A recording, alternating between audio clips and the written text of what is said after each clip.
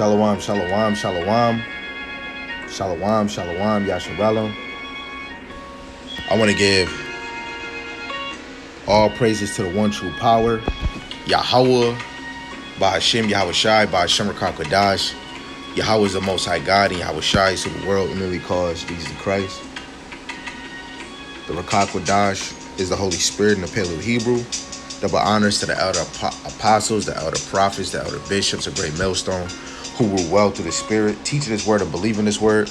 Lord, when the Most High continue to put in a spirit to endure and be sincere.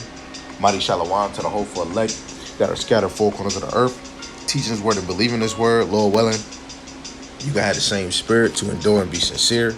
Shalom to the Aquathium that are believers of His word. Lord willing, you can continue to pursue to be a loving and silent and virtuous wife.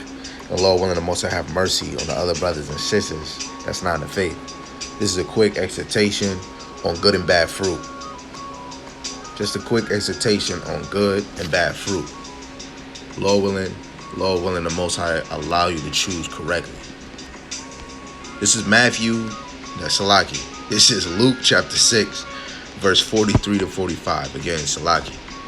It says, "For a good tree bringeth not forth corrupt fruit, neither doeth a corrupt tree bringeth forth good fruit." You have to notice each and every day, if you are corrupt, you're not bringing forth good fruit. Let alone if they still following you, which are corrupted, now they are corrupted followers. A good tree is not going to bring corrupted fruit because they are good. And if a fruit is corrupted, they will not cleave. Just a side note, it says, "For every tree is known by his own fruit. For of thorns men do not gather figs, nor of a bramble bush gather thy grapes. A good man out of the good treasure of his heart, the treasure of his mind, bringeth forth that which is good. And an evil man out of the evil treasure of his heart bringeth forth that which is evil. Before the abundance of the heart his mind speaketh." So the abundance of his heart he speaketh.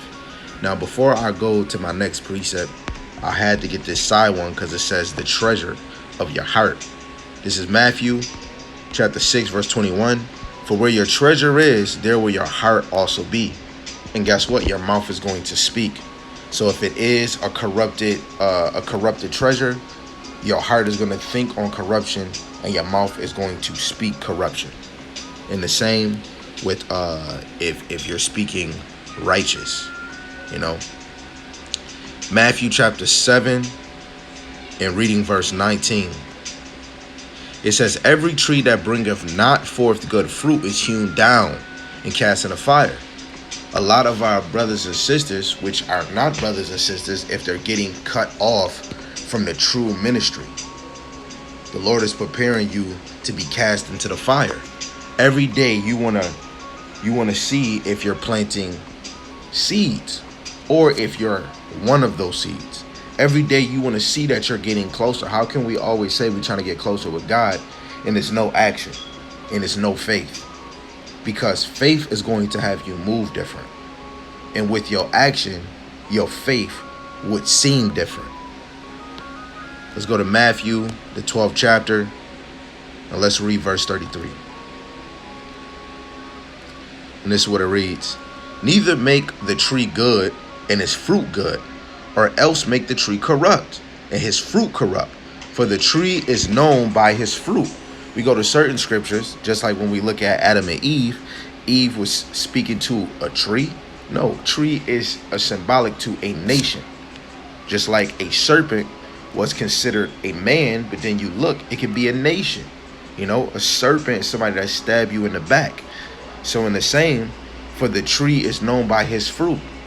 Right? And we looking through the spirit. You looking at how a man move, how he speak. Let alone now look at where we at now. You can tell by the fruit of his actions. Go look on his YouTube. Go look on his Facebook. What is he promoting? And if he's not teaching on especially YouTube or Facebook, TikTok, and all these other things, you can tell that that's somebody that you might not want to follow. Could we really say that this is a good tree? Could we even say that that brother is a good fruit? You know, because the example is going to be shown, right? Now let's go to the Old Testament. Let's go to Proverbs, where the wisdom is at. Proverbs chapter 15 and verse 2. It says, the tongue of the wise useth knowledge or right, but the mouth of fools pour out foolishness. That's the corruption, foolishness. But we are the children of Yahweh Hashem Shai. This message is directly for the elect. Continue, right, to pursue somebody that's being fruitful, somebody that has a tongue full of wisdom and ready to feed, right? And it's another example. When you have a question and you go ask somebody, you want to see if this man going to the Yahweh Hashem Shai to give you the answer, or is he spilling it out of his own thoughts, his own opinions? Let's drop down to verse 28. It says, the heart, which is the mind, the heart of the righteous studieth to answer. You know, I had to study this. I had to read this. Sometimes my mind can be on other lessons like it is now. And sometimes I have to write some of these precepts in my notes because my mind be everywhere. So then when I'm about to do this lesson, I can stick to the main verses. The heart, the mind of the righteous studieth to answer. That's what we do. Or we study to give the sense of the scriptures. But the mouth of the wicked pour out evil things, corrupt things, right? Now, let's go to Proverbs 16, verse 23. It says, the heart, the mind of the wise teacheth his mouth, right? And addeth learning to his lips. So whatever you're teaching your heart, eventually is going to spill out your mouth. This is why when people are corrupt, their actions or how they speak will be shown that they are corrupt. Now, if we're corrupt, we pay it no mind and we enjoy dwelling with a corrupt vessel. But if it's bothering you, what they always say, they say you are the company that you keep. We remove ourselves from them type of communications, or we remove ourselves from that type of company. You know, you don't want to, he's evil or he's a killer. And you say, hell no, I didn't kill nobody. Then you don't want to hang around somebody that's titled as a killer, because then now you're going to be hit with that title or stereotype, if we may. Right? Now going over to chapter 18, verse 21. I'll start at 20. It says, a man's belly shall be satisfied with the fruit of his mouth, and with the increase of his lips shall he be filled. Death and life are in the power of the tongue, and they that love it shall eat the fruit thereof. Right? So if you're in this thing to devour the wisdom, knowledge, and understanding, 2 Ezra chapter 8, verse 4, you're working towards life. If you ain't even reading, you ain't swallowing this up, but what Jay-Z said, what Kanye West, what this six-figure billionaire said, right? Or the things just of this world. You know, anybody that's not moving in the wisdom, knowledge, and understanding of Yahweh Shema Shai is death. Anything outside of Yahweh Shema Shai is death. This is why we must choose life, right? This is Matthew chapter 12, verse 34. O generation of vipers, how can ye, being evil, speak good things? For out of the abundance of the heart the mouth speaketh. Now when we come to the truth, this is even more that you should always examine who you're watching. If you're watching 3 different other congregations, you have to analyze how they deliver and how they move, right? Because you can be fooled. They could be a seducer, which the homology for seducer in 2 Timothy 3 and 13 would be an imposter. And if you saying that the Lord dealing with you, you should know when somebody be an imposter, because this truth is supposed to be edifying. It shouldn't be pointed out for blame.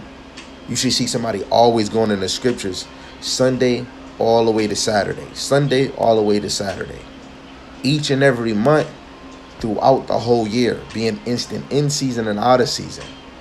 You want to see the men of the Lord on the highways and byways.